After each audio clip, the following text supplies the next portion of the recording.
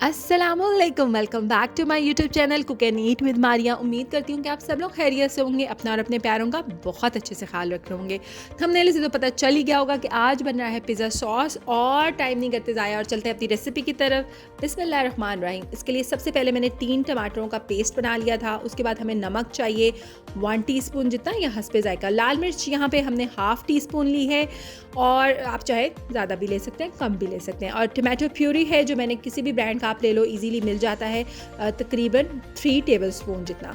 यहाँ पे मैंने 1 टीस्पून गार्लिक लिया है जो मैंने श्रेड कर लिया था। आप चाहें तो चॉप करें, बट हमें पेस्ट यहाँ पे नहीं चाहिए।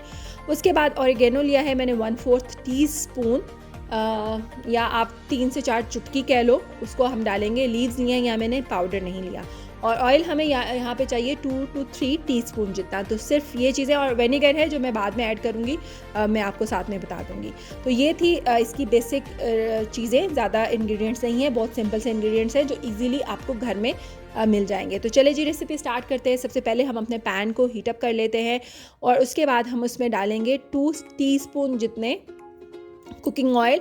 आप चाहें ऑलिव ऑयल भी डाल सकते हो, बट मैंने यहाँ पे वेजिटेबल ऑयल डाला है। उसके बाद हम जब ऑयल हमारा अच्छे से गर्म हो जाएगा, तो हम इसमें जो श्रेड हमने किया था गार्लिक को, तकरीबन 1 टीस्पून जितना, उसको हम डाल देंगे। आप चॉप भी कर सकते हो, श्रेड भी कर सकते हो, बट हमने यहाँ पे पेस्ट नहीं डालना, ठीक है। उसके बाद हमने इसको इतना फ्राई करना है कि ये सौते हो जाए, बट हमने इसका कलर चेंज नहीं करना, इसको ब्राउन नहीं करना या इसको जलाना नहीं है, क्योंकि जब ये थोड़ा सा ब्राउन हो जाएगा, जल जाएगा, तो फ्लेवर बिल्कुल चेंज हो जाएगा। उसके बाद हमने इसमें टमाटोज़ डाल देने का पेस्ट डाल देना है, जो मैंने आपको बताया कि मैंने 3 मीडियम साइज़ के टमाटर लिए और मैंने उनका पेस्ट बना लिया, जो तकरीबन निकला 1 कप जितना, ठीक है। अब इसको मैं बहुत अच्छे से पका लूँगी।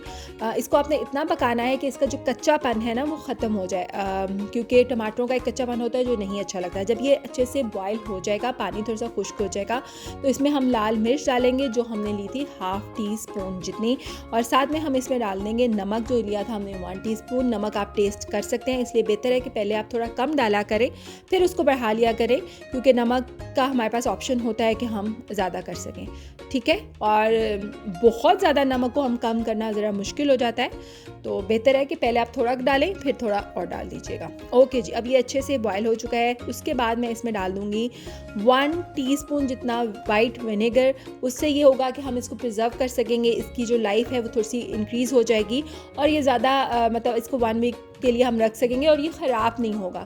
तो विनेगर हमने इसलिए डाला है। अब जब हम इसको थोड़ी देर और, यानी तकरीबन 3 मिनट हमने और पकाया, उसके बाद हम इसमें तकरीबन जो 2 से 3 मैंने टमाटर प्यूरी का ली थी, उसके मैंने टेबलस्पून डाल दिए हैं इसमें।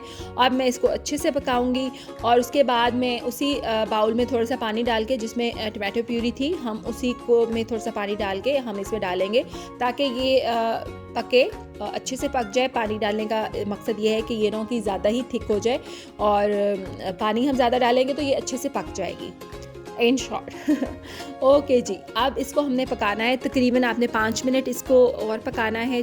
उसके बाद हम इसमें डाल देंगे जो हमने लिए थे 1/4 टीस्पून ऑरिगेनो लीव। बहुत इजीली किसी भी आपको मार्केट से मिल जाएंगे, या फिर आप इसको ऑनलाइन शॉपिंग कर सकते हैं, जो ग्रॉसरी शॉप्स आजकल ऑनलाइन बनी हुई हैं। अब आपने इसको बहुत अच्छे से पकाना है। आप इसकी थिकनेस देख लें, मुझे अभी ऐसे लग रहा है कि सॉस के लिए, यानी पिज़्ज़ा सॉस के लिए अभी ये रेडी नहीं है, तो मैं इसको तकरीबन 4 मिनट के लिए और पकाऊंगी। बहुत अच्छे से इसके बॉयल आ जाएं, बहुत अच्छे से ये पक जाए, तो फिर मैं आपको दिखाऊंगी कि हमें कितनी थिक चाहिए। अभी मैंने आपको पिज़्ज़ा सॉस की रेसिपी आपके साथ शेयर करी हूँ। सून इंशाल्लाह मैं पूरी कोशिश करूँगी कि नेक्स्ट जो मेरी एपिसोड हो उसमें मैं आपको पिज़्ज़ा क्या बताऊँ, बहुत मज़े की रेसिपी आप लोगों के सामने ले आऊँ।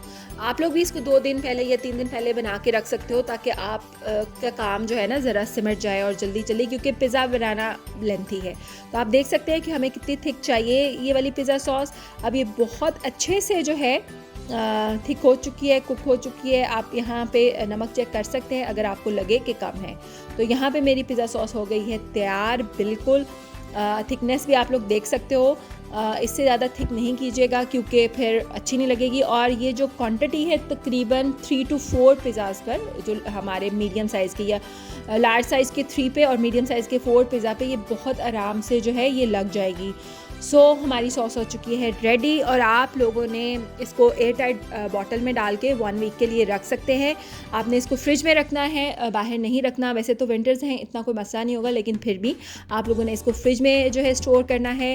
اور امید کرتی ہوں کہ آپ لوگوں کو میری آج کی ریسیپی اچھی لگی ہوگی. آپ لوگوں نے ضرور ٹرائی کرنا ہے، اپنا فیڈ بیک دینا ہے، اور سب سے ضروری کام جو آپ لوگوں نے کرنا ہے، میرے چینل کو سبسکرائب کرنا ہے، بیل آئیکن کے بٹن کو پریس کرنا ہے تاکہ میری ہر آنے والی ویڈیو کا نوٹیفیکیشن آپ لوگوں کو ملتا رہے. اور شیئر کرنا ہے فرینڈ اینڈ فیملی میں. اپنا رکھیے گا بہت خیال، مجھے رکھیے گا دعاؤں میں یاد. اللہ حافظ.